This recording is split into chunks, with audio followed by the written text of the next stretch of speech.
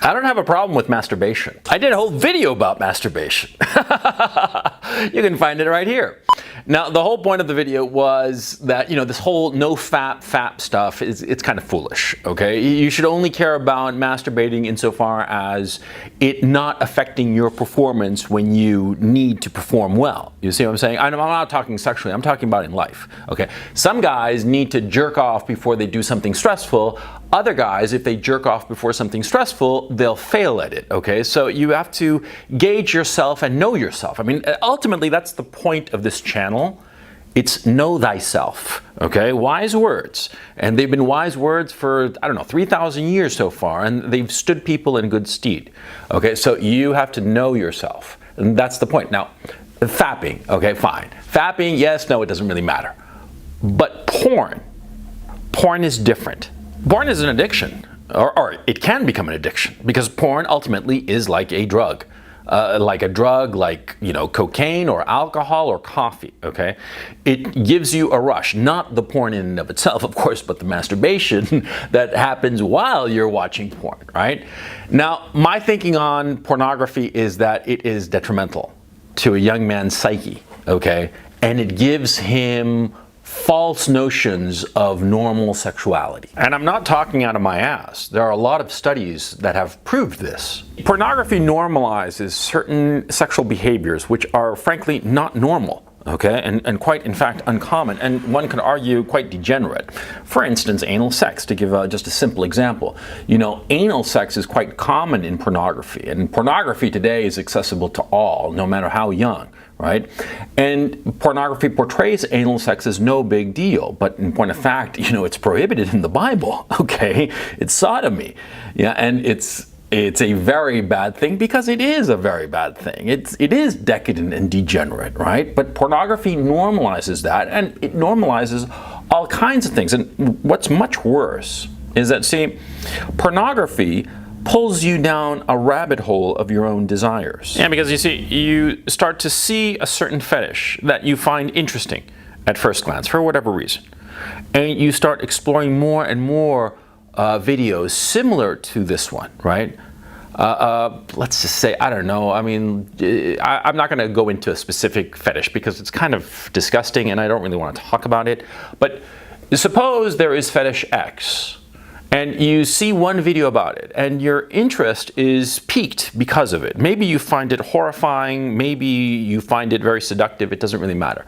But you start seeing more videos that portray X, the X fetish. And as you see more and more of the X fetish, you start to think of two things. Number one, you start to think that it's quite normal for people to have that particular fetish because you're seeing so many videos that portray this fetish. That's problem number one. And problem number two, of course, is that you start to get more and more hardcore in that particular fetish. Like a simple example is the furry fetish. When I first heard of furries back in the 90s, I think I heard of it, or earlier, the 80s, I think, right? I thought it was funny. I thought the whole notion of people fucking while they were dressed up in some furry costume was very amusing, right? And, on its face, it is amusing, right? But what happened was that a lot of people who got into the furry community, they started going down this rabbit hole. And this rabbit hole degenerated into not just merely having sex in a funny suit. It started degenerating into bestiality and, in fact, torturing and killing animals in the process of committing sexual acts. Now, this is fucking disgusting. Any normal person would say this. And I bet most of the people who've gotten into the whole furry fetish, when they started out, they found it, as I did, amusing and funny and oddly liberating, right? But as they got more and more into it, it just spiraled down a rabbit hole. A rabbit hole of decadence and degeneracy. Now, this happens, of course, because, see, online, when you get into a specific community, you start to think that everybody in the world thinks as that community does. It becomes a bubble, okay? And that bubble becomes self-reinforcing. And that's what happens when you get into a lot of these pornographic fetishes. You start out quite normal and mildly interested in some particular fetish, but in short order, you just slide down into that fetish, into the most extreme aspects of that fetish. It takes a relatively strong person, or a person, more to the point, a person with experience, to recognize, oh man, I crossed the line quite some time ago. I gotta take a step back here. Especially young people. They don't know enough about life and about themselves and about what is normal sexual attitudes to know where the line has been crossed, where the line between just a normal, if perhaps eccentric, fetish is concerned, and out degeneracy and decadence. And see, the problem is that pornography, a lot of these porn sites that show this kind of decadence, right, it normalizes it because you're seeing so much of it. You're on Pornhub, you see some fetish, X fetish, and you see all of these other videos portraying the same fetish, the same sexual dynamic, the same whatever, and it's not just like furries. It can be like, for instance, abuse. I've seen videos on Pornhub that show quote unquote faked abuse, but it's so fake that it could have been real as far as I'm concerned. And it shows how men degrade women in the most disgusting manner possible, right? And it's not just one video, it's not just 2 or 3 or 5 or 10 videos, it's 50 videos, 100 videos, one after the other, and they all portray the same sexual fetish. And they all portray, the thing is, it turned me off completely because I saw one of these videos and it showed a man, a faceless man, but the close-up was on the woman. And they showed this woman, her head being forced on the guy's penis. She's deep-throating the guy. And when she's done, she's actually gasping for breath and her head is pulled off his dick. And then the woman is slapped in the face. That's not normal. On the contrary, it's horrifying. It's morally repugnant. It's not, sexual enjoyment. It's a form of torture, and it's depicted perhaps as fictional, rather. But it's the effect is as if it were real, and it's horrifying and it's wrong. But the problem is that, see, a young person who does not know any better will see that and say to himself, oh, that's normal, that's okay, I can do that to the girl I'm dealing with in real life. And he pulls this shit on some girl in real life. And what do you fucking think the consequences of that are going to be, huh? Forget about the morality of it. There is no morality, it's despicable. But the consequences to the kid who thinks that this is normal. You see? You see how dangerous this is, especially if you're young? Even if you're not that young, you're 25 or 30 or 35, you can fall into this spiral of normalization, okay? And that's why pornography, the easy, accessible pornography that we have today, you have to cut that shit off. Now, before I move on this issue, I was getting all hot and bothered because of this shit, because it does outrage me on a moral level, okay? But, don't take me as some prude or some shit like that. You guys have seen my content, You know that I am under no illusions about women. You know that I don't put them up on pedestals or any shit like that. And the fact that I don't, and I'm morally outraged by this kind of porn, well, fucking proves my fucking point, right? This shit crosses the line. But the thing is, see, if you're surrounded by it in your online journey, if you will, then you think it's normal. It's fucking not normal. Okay? Now, the other problem with pornography, apart from the fact that it normalizes things that are not fucking normal, is that you start to depend sexually on pornography. You can't get off without it. Okay?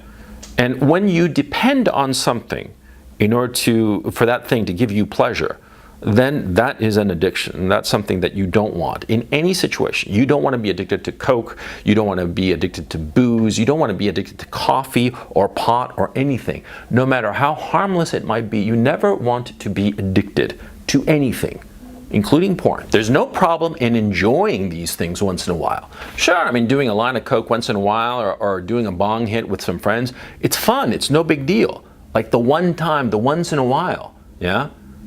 But all the time, if you need it, that's the problem. And you got to cut that out, okay? If you cannot get a hard-on without porn, then you got a serious fucking problem, okay? If you cannot get sexually aroused by an actual woman, but need to watch porn, Jesus fucking Christ, man, you got serious issues. And you got to cut that shit out. Because that's the thing about addiction. The solution to it is easy. You just cut it out. See, most guys who are addicted, and I've known a couple. I mean, I myself do not have an addictive personality, but I've met a few guys who have been addicted to different things, right? Principally coke, actually. Now, they always try to negotiate the issue. That, yeah, they're addicted and it's bad, but you know, they're going to just cut down and kind of like lower it. Okay, not do as much. They're not going to do a whole 8-ball every fucking day. They're going to do an 8-ball on the weekends or some shit like that, right?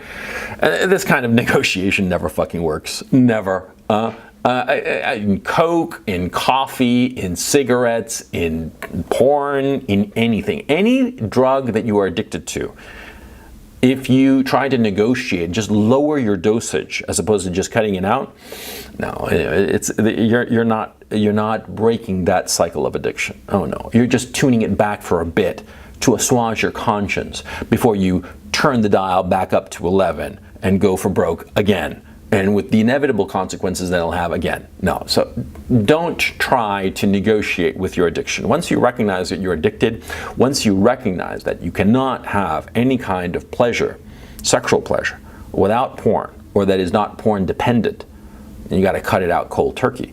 And of course, it's not going to be pleasant for the first few days. But it's just the first few days, okay? Look, this is actually kind of funny, you know, because we are all addicted to food, if you think about it.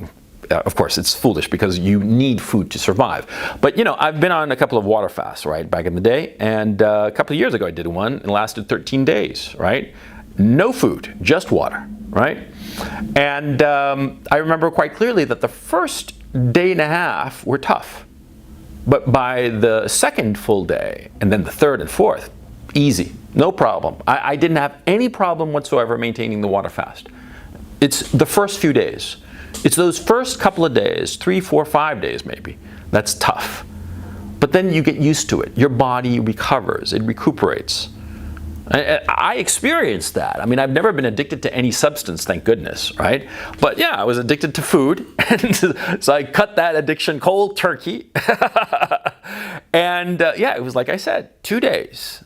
And I've talked to other guys who have been addicted to substance abuses of different sorts, and they say often it's between 2 days and a week, yeah? And porn, I would imagine, is no different. 2 days to a week. And after a week, you'll be fine. Now, why do guys go into porn addiction? Why do they, like, fap like fucking monkeys while watching a computer screen or whatever the fuck? Well, because they're lonely. It's not complicated. Yeah, they're lonely, and they find it easier to, you know, type into their browser window pornhub.com and start cruising around and finding whatever fetish they get off on than to go out into the world and find some girl with which to enjoy their fetish or their sexual proclivity, whatsoever it may be, assuming it's, of course, legal, right? So it's easier, yeah? And that's the thing that in our current culture, man, that fucking kills us. I mean, we are so addicted to convenience. And it's easier to watch some porn, jerk off, and feel like an ersatz version of having had sex with an actual girl than to, in fact, go out into the world and find a real girl and do what you want to do with her, yeah? Because, of course, it takes a whole lot more time and effort to get a real girl. You gotta wine and dine her, you gotta, you know, text her and do game and shit like that, right? Whereas with porn, you know, let's say for the sake of argument that jerking off to porn produces 40% of the enjoyment that you would have from actually having a date and fucking some real girl. Let's just say for the sake of argument that, you know, fucking a girlfriend produces 100% pleasure and just jerking off to porn produces 40% pleasure, right? Well, then, you know, 3 sessions of porn pretty much equals 1 session with a real life girl now, doesn't it, right? Yeah, and so a lot of guys are like, you know, fuck the effort of finding a girlfriend, I'm just gonna watch porn. Oh, I know, it's the convenience, but convenience kills. Yeah, because you get addicted to the convenience, yeah? Just like you get addicted to the porn in and of itself. Being addicted to convenience robs you of motivation. If you have readily accessible porn and you jerk off and you get 40% enjoyment, as I stated hypothetically, right? You get 40% enjoyment. And so soon enough, you're going to be just doing like, fuck finding a real girl. I'm just going to jerk off to porn. You know, it's good enough, right? And you're not going to be motivated to go out into the world. But if you cut out porn, and yeah, you're going to jerk off on your own just to your imagination, but after a while, you're just going to be fucking bored with it. It's not going to stimulate you enough. And of course not, right? And that will drive you, give you the motivation to go out into the wider world and get a real woman. And which is ultimately what you want, because do you want to be living a fantasy land, or do you want to be living reality? It's easier, but it's less fulfilling in the long run. Okay? Because in the short term, sure, it's fulfilling. But in the long term, what happens is that you start to realize that you've put all of this time behind you and you have nothing to show for it, right? And you could say, well, you know, you dated some girl for a year and you broke up, and what do you have to show for that? Well, yeah, that's very true, but in that year of having to deal with this girlfriend, I learned shitloads. I learned shitloads about her. I learned shitloads about women in general because of her, and I learned shitloads about myself. When I'm just doing porn, I'm not learning anything. There's no input. I'm not picking up anything new. On the contrary, the whole pornographic experience is designed so that you don't see anything or experience anything out of the ordinary, or more correctly, outside of the parameters that you want. See? Because that's the whole point. It's pandering to you. It wants to make you happy and give you exactly what you want. Whereas when you're with a real life girl, yeah, she wants to make you happy if you have somebody relatively decent, right? But still, even though she has the best of intentions insofar as the relationship is concerned, she's going to be her own person. And she's going to act in ways that irritate you, or even sometimes might antagonize you, and that you're going to have to deal with one way or another. You're going to have to fine-tune yourself and somehow convince her to fine-tune herself to fit you better. That constant negotiation, which is actually a good thing in and of itself, because it teaches you more about yourself and about the world and about how to handle the world. And not just girls, but people in your business or your career or what have you, and people in different places that you might encounter, right? That negotiation is inherently valuable, but there is no such negotiation, no such growth, no such learning when you're addicted to porn. No. The whole notion of porn is to give you exactly what you want. And that, paradoxically, is bad. Actually, now that I think about it, I'm going to do a video about pandering.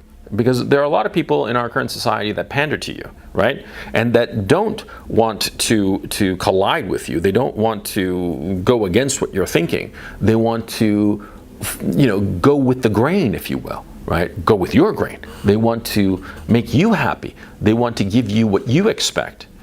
And that is not necessarily a good thing. I mean, like, I'm figuring that some people who are watching this video, some of my audience members, aren't going to like it, and they're going to give it a thumbs down because it goes against what they think, what they prefer, what they like. Well, you know, tough luck. I don't give a shit, right? Because I'm doing the channel and this content because it's what I think, right? It's what I think, and what I think is healthy for a young guy. And a lot of times the things that are healthy for a young guy, like don't watch porn, don't get addicted, don't get sucked into that shit, right? Well, yeah, it's unpleasant short term, but long term it's beneficial. But fucking long term, medium term it's beneficial. Even short term it's fucking beneficial, okay? Yeah, that's the thing about porn, it panders to you. It panders to you, it gives you what you want. And so much of our contemporary society is all about that, of people giving you what you want, irrespective of whether it's good for you or bad for you, yeah? I mean, fucking McDonald's, right? They give you these gigantic cheeseburgers with about 50,000 fucking calories or whatever the fuck, right? With all kinds of sauces and chemicals that will light your taste buds up, right? And you wolf that shit down. And you know that it's garbage for your body, right? And you do it, right? Because they're fucking pandering to you, right? They want your money. They want your money, they want your attention. I mean, nowadays, especially online, attention is money, after all, right? And so when these porn sites, right, they give you the fetish that you enjoy, yeah, it's pandering to you. And you have to avoid this shit. You know, I'm going to quit this video now. Yeah, because I'm realizing that I'm going into the area of pandering, and this is something I want to talk about more. So, yeah, here's the end of the video.